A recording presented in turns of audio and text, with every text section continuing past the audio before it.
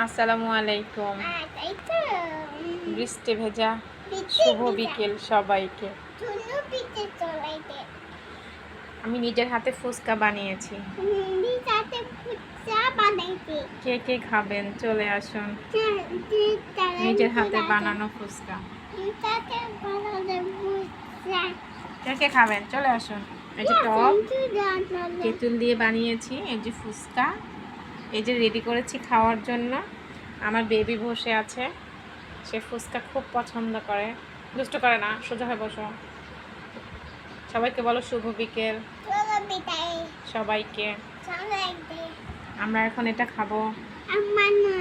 কে কে খাবেন চলে আসুন। এই বৃষ্টি ভেজা বিকেলে গরম গরম ফুচকা অনেকগুলি আছে, সবাই চলে আসুন।